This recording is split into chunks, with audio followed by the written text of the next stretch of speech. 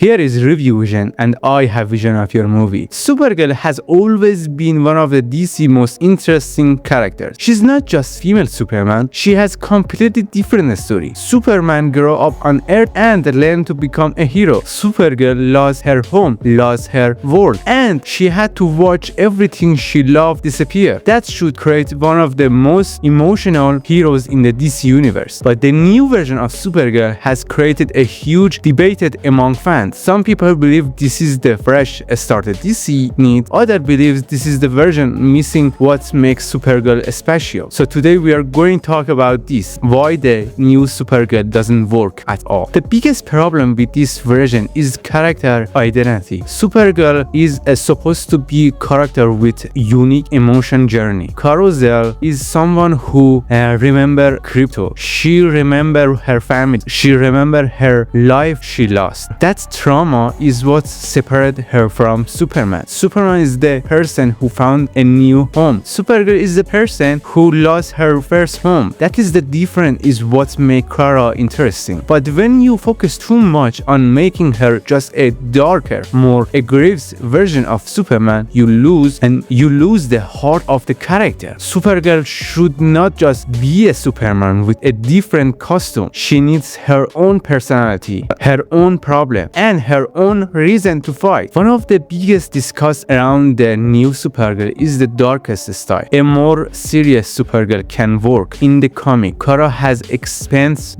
some example darker moment, but darkness alone doesn't make a character interesting. The best superhero stories balance pain with hope. Look at the Superman. His life is not interesting because he can live emotion. It's interesting because he chose kindness when he has very reason to become angry. Supergirls need that same balance. If their story only focus on anger, violence, and depression and frustration, then we lost the reason fans connect with that Kara in the first place. Krypton is not just a place where Superman and Supergirl come from. It's a huge part of their identity. For Kara, Krypton remind her everything she lost. A great Supergirl story should explore the question like, who am I without my home? How do I continue when my entire world is gone? Can I create a new family or not? Those questions make Supergirl powerful. Without that, the emotion connection, she becomes just another superhero fighting another villain. One of the biggest challenge for any new DC movies is trying to prove there a difference from what